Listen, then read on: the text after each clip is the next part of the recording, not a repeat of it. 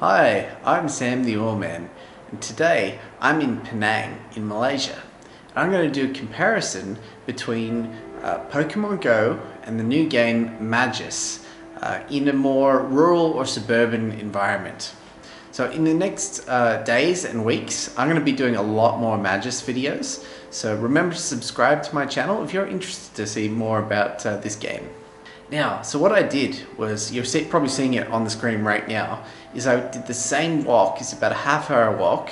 I did it twice, once with Pokemon Go open and then once with Maguss open. So you can see a direct comparison between what you might find when you play one game versus the other. Now, if you've watched my Pokemon Go videos, you'll know that I live in Kuala Lumpur, in near the city, in my local area, KLCC Park. Tons of Pokestops and Pokemon spawns, and it's great fun.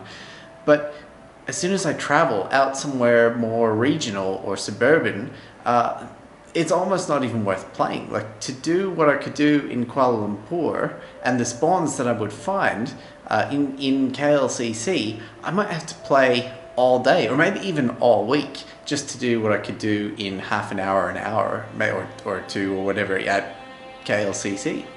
So it's almost not even worthwhile. I may as well just wait until I go back to Kuala Lumpur. So that means, well, I want to go outside. I want to go into the real world, play a game. Maguss is great for that because it seems like there's no disadvantage to playing anywhere in the world. It seems like it's the same everywhere in the world. The spawns are everywhere. So at the moment, the game has monsters that you can find, and you go and battle monsters.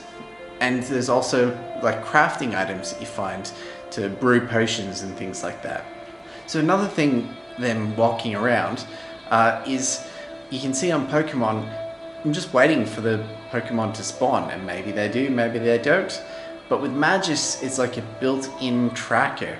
I can see where the monsters are, and maybe the monsters aren't in my direct sort of circle of influence where I can access them, but I can see they're just over there, so I'll just walk another 500 meters in that direction and I can get that monster and fight it, or I can go see what that crafting brewing item is and collect it.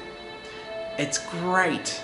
And considering how rural, or I guess it's not very rural where I am, but it's very suburban, it means I can play the game anywhere I want.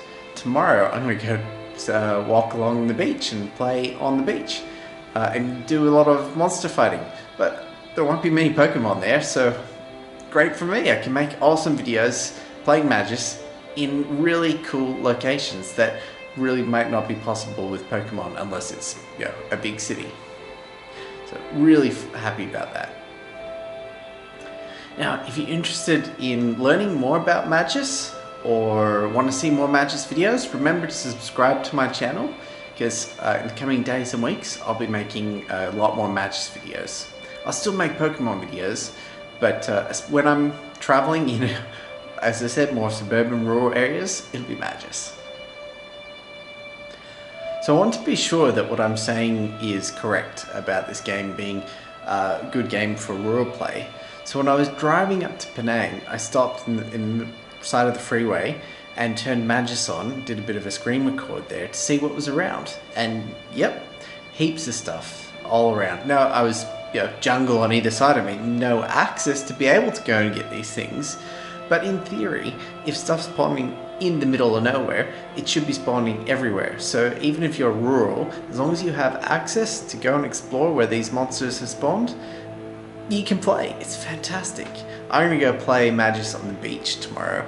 Not many Pokemon around on the beach, but there should be some monsters and some brewing items, hopefully. Or maybe it'll lead, like there won't be, and I'll have to walk off on the street. But at least with Maguss, I'll be able to see exactly where I need to go. The other thing you might want to know is how to get the game, because when you download the game from the App Store, you actually need an alpha key to be able to access it, and that means you can be an alpha tester while the game is in development. There's some benefits to doing that, but it's all on the Indiegogo site, I think that's how you pronounce it, or you can get there also via the official Maguss website. It's basically a crowd-funded game, so more people that come in, purchase the game for alpha testing now, the better the game will be for everyone. It'll be awesome. you should be able to find it. If you really can't, send me a tweet on @SamTheOilMan. One of the interesting things as well in this game, it is still in alpha development. I'll explain what that means in a future video. But you can see towards the end here, there's not a lot of monsters spawning, but then all of a sudden a whole bunch spawn. And so I'm wondering if it's still a problem in the coding of maybe because I didn't catch all the other ones, the game can only hold so many monsters at a time, or there was some sort of delay in my download speed maybe, which prevented the monsters near me from spawning. But they did spawn eventually. I just had to walk a little bit further and wait a bit of time, and then there was a whole bunch of new monsters. And brewing items and crafting items. But yeah, but either way, the point is they are still there. So you can still see them, walk to them, go get them, compared to Pokemon where they're not really there.